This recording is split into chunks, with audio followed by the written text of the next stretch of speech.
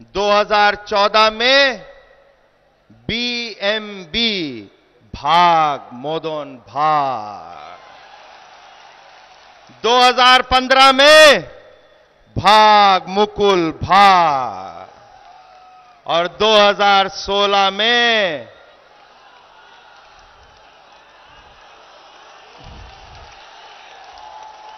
भाग ममता भाग।